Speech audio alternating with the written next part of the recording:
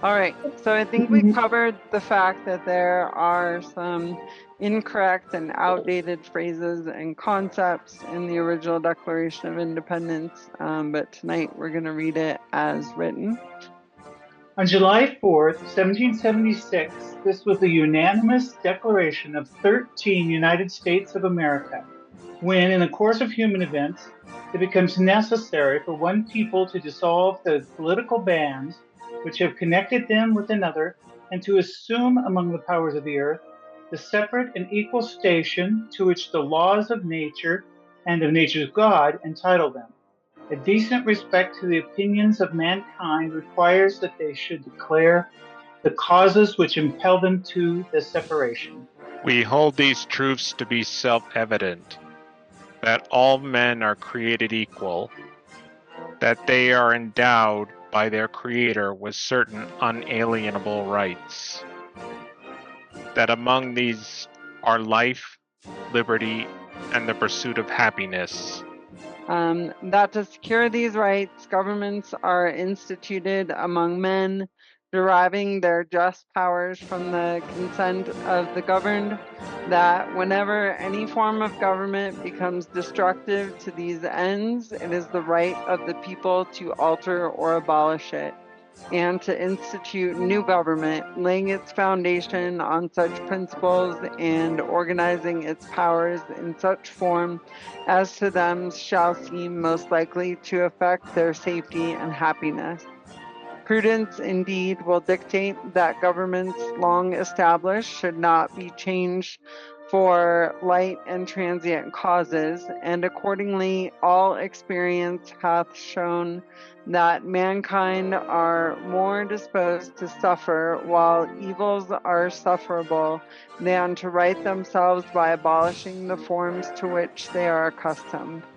But when a long train of abuses and usurpations pursuing invariably the same object evinces a design to reduce them under absolute despotism, it is their right, it is their duty to throw off such government and to provide new guards for their future security. Such has been the patient sufferance of these colonies, and such is now the necessity which constrains them to alter their former systems of government.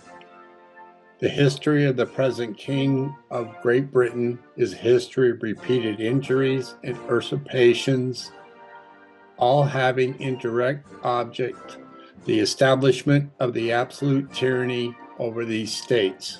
To prove this, let facts be submitted to a candid world. He has refused his assent to laws, the most wholesome and necessary for the public good. He has forbidden his governors to pass laws of immediate and pressing importance, unless suspended in their operation till his assent shall be obtained, and when so suspended, he has utterly neglected to attend to them. He has refused to pass other laws for the accommodation of large districts of people, unless those people would relinquish the right of representation in the legislature, a right inestimable to them and formidable to tyrants only. He has called together legislative bodies at places unusual, uncomfortable, and distant from the depository of their public records, for the sole purpose of fatiguing them into compliance with his measures. He has dissolved representative houses repeatedly, for opposing with manly firmness his invasions on the rights of the people. He has refused for a long time, after such dissolutions, to cause others to be elected, whereby the legislative powers, incapable of annihilation, have returned to the people at large for their exercise. The state remaining in the meantime exposed to all the dangers of invasion from within and dangers of invasion from without and convulsions within. He has endeavored to prevent the population of these United States for that purpose, obstructing the laws of naturalization of foreigners, refusing to pass others to encourage their migrations hither, and raising the conditions of new appropriations of lands. He has obstructed the administration of justice by refusing his assent to laws for establishing judiciary powers. He has made judges dependent on his will alone for the tenure of their offices and the amount and payment of their salaries. He has erected a multitude of new offices and sent hither swarms of officers to harass our people and eat out their substance. He has kept among us, in times of peace, standing armies without the consent of our legislatures. He has affected to render the military independent of and superior to the civil power. He has combined with others to subject us to a jurisdiction foreign to our Constitution and unacknowledged by our laws, giving his assent to their acts of pretended legislation, for quartering large bodies of armed troops among us, for protecting them by a mock trial from punishment for any murders which they should commit on the inhabitants of these states, for cutting off our trade with all parts of the world, for imposing taxes on us without our consent, for depriving us in many cases of the benefits of trial by jury, for transporting us beyond seas to be tried for pretended offenses, for abolishing the free system of English laws in a neighboring province, establishing therein an arbitrary government, and enlarging its boundaries so as to render it at once an example and fit instrument for introducing the same absolute rule into these colonies. Taking away our charters, abolishing our most valuable laws, and altering fundamentally the forms of our governments.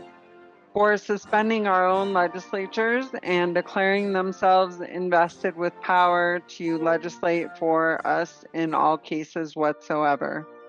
He has abdicated government here by declaring us out of his protection and waging war against us. He has plundered our seas, ravaged our coast, burnt our towns, and destroyed the lives of our people. He is at this time transporting large armies of foreign mercenaries to complete the works of death, desolation, and tyranny already begun with circumstances of cruelty and perfidy scarcely paralleled in the most barbarous ages and totally unworthy the head of a civilized nation. He has constrained our fellow citizens taken captive on the high seas to bear arms against their country, to become the executioners of their friends and brethren, or to fall themselves by their hands. He has excited domestic insurrections amongst us and has endeavored to bring on the inhabitants of our frontiers, the merciless Indian savages whose known rule of warfare is an undistinguished destruction of all ages, sexes, and conditions. In every stage of these oppressions, we have petitioned for redress.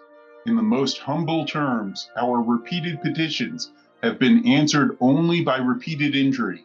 A prince whose character is thus marked by every act which may define a tyrant is unfit to be the ruler of a free people. Nor have we been wanting in attentions to our British brethren.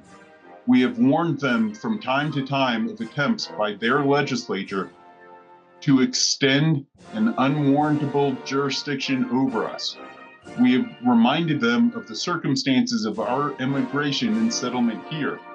We have appealed to their native justice and magnanimity, and we have conjured them by the ties of our common kindred to disavow these usurpations, which would inevitably interrupt our connections and correspondence. They too have been deaf to the voice of justice and of consanguinity. We must therefore acquiesce in the necessity which denounces our separation and hold them as we hold the rest of mankind, enemies in war, in peace friends. We therefore, the representatives of the United States of America, in General Congress, assembled, appealing to the Supreme Judge of the world for the rectitude of our intentions, do, in the name and by the authority of the good people of these colonies, solemnly publish and declare that these united colonies are, and of a right, ought to be free and independent states, that they are absolved from all allegiance to the British Crown, and that all political connection between them and the state of Great Britain is and ought to be totally dissolved, and that as free and independent states, they have full power to levy war, conclude peace, contract alliances, establish commerce, and to do all other acts and things which independent states may of right do. And for the support of this declaration, with a firm reliance on the protection of divine providence, we mutually pledge to each other our lives, our fortunes, and our sacred honor.